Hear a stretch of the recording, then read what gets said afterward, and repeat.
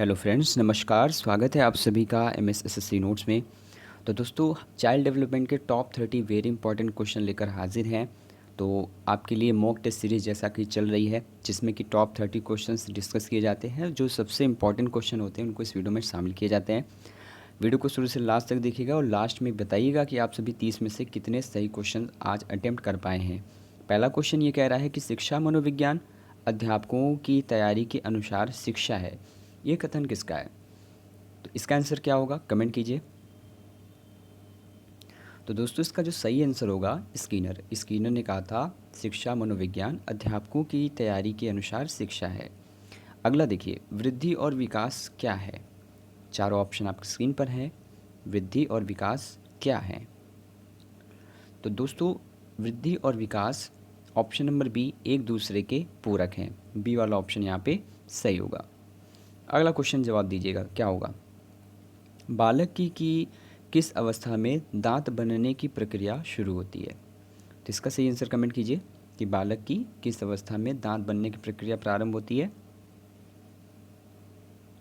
तो दोस्तों, इसका सही आंसर होगा जन्म के पूर्व। देखिए, दांत भले नहीं आते, लेकिन जो उसकी प्रक्रिया है वो जन्म के पहले ही प्रारंभ हो जाती है, यानी जब बालक गर्भावस्था में होता है। अगला देखिए, 2 वर्ष की आयु के बालक का औसत शब्द भंडार कितना हो जाता है? तो इसका सही आंसर होगा 200 से 300 शब्द, ऑप्शन नंबर बी। अगला देखिए, क्रॉस आउट परीक्षण के प्रतिपादक का क्या नाम है? इसका सही जवाब दीजिए। तो दोस्तों, राइट आंसर होगा ऑप्शन नंबर सी, प्रेसी। अगला प्रश्न देखते हैं, सामान्य बुद्धि बालक की बुद्धि लब्धि कितनी होती है? तो इसका सही आंसर क्या होगा? ऑप्शन नंबर सी, 91 से 110।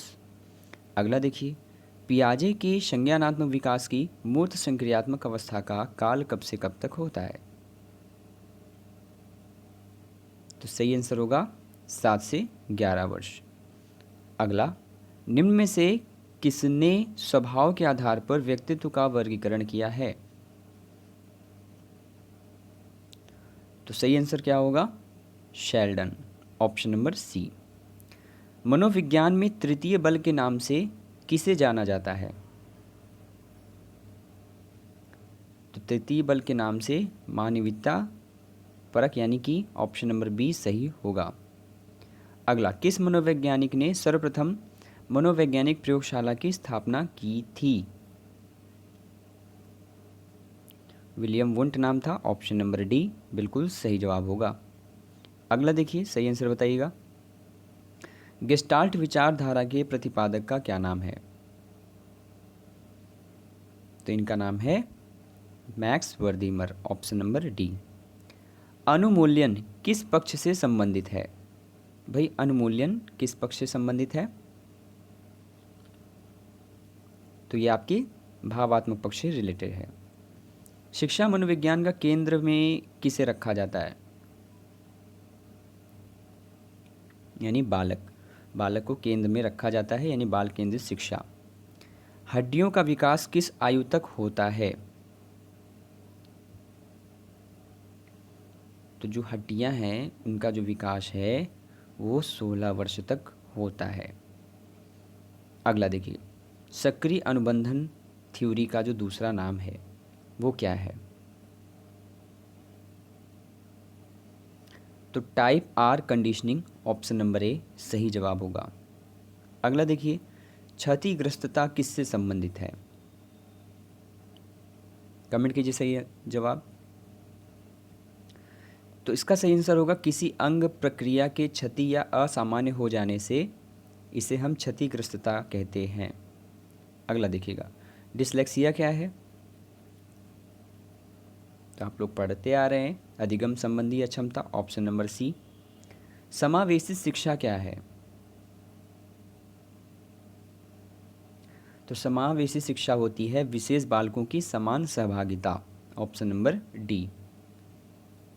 मानसिक मंद व्यक्तियों में अधिकांशतः क्या होती है? तो इसका सही आंसर होगा संवेदी समस्या, ऑप्शन नंबर डी सही होगा। अल्प दृष्टिवान बालकों के लिए क्या आवश्यक है?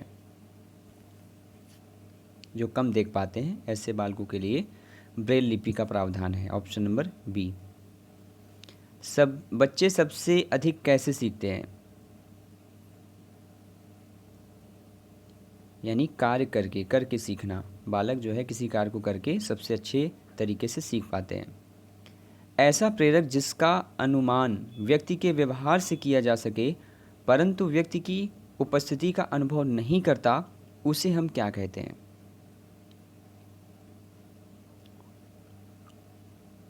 सही आंसर क्या होगा? अचेतन प्रेरक। Option number B. भूख कैसा प्रेरक है? बताइए दोस्तों, ये आपका प्राथमिक प्रेरक है। ठीक है, ये आपका प्राथमिक प्रेरक है। वैसे भूख तो जन्मजात प्रेरक भी है, ये जानते ही हैं आप लोग। अगला देखिए, शारीरिक आवश्यकता के कारण उत्पन्न शारीरिक स्थिति को क्या कहते हैं? तो ये आपका अंतर्नोद कहलाता है। प्राणी की ऐसी स्थिति या अवस्था जो व्यवहार को लक्ष्य की ओर निर्देशित करती है, उसे हम क्या कहते हैं?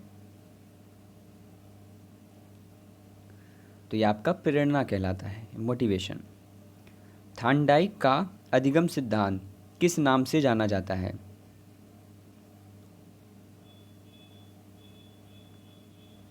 गुड। ऑप्शन नंबर ए, प्रयास एवं त्रुटि का सिद्धांत। यदि कोई छात्र आपके कार्य एवं व्यवहार को देखकर उसी तरह कार्य करे तो वो क्या कहलाएगा?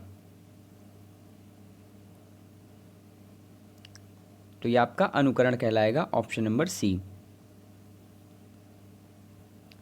स्मृति का स्थान मस्तिष्क में नहीं बल्कि शरीर के अवयवों में है, यही कारण है कि हम करके सीखते हैं। यह कथन किसका है? तो ये कथन है डॉक्टर मेस का। Option number C. अगला देखिए, गृह कार्य तभी उपयोगी होगा जब वह कैसा हो? तो दोस्तों, गृह कार्य तभी उपयोगी होगा जब छात्रों के दैनिक जीवन से जुड़ा हुआ हो। Option number B. अगला प्रश्न देखिए, अधिगम के विकास में निम्न में से सबसे महत्वपूर्ण क्या है? तो यहाँ होगा अधिगम उत्प्रेरित वातावरण। ऑप्शन नंबर बी करेक्ट हो जाएगा। तो ठीक है, इस तरह से 30 प्रश्नों की क्लास हुई कंप्लीट। कितने क्वेश्चन आपके सही हुए हैं कमेंट करके बताइए। वीडियो को लाइक ज़रूर कीजिएगा और अगर फर्स्ट टाइम विजिट किए हैं चैनल को सब्सक्राइब साथ साथ बेल आइकन ज़रूर प्रेस कर लीजिएगा। मिलते हैं एक और इंटरेस्टिंग वीडियो के साथ अगले वीडियो में। तब तक के लिए सभी को नमस्कार, धन्यवाद, जय हिंद।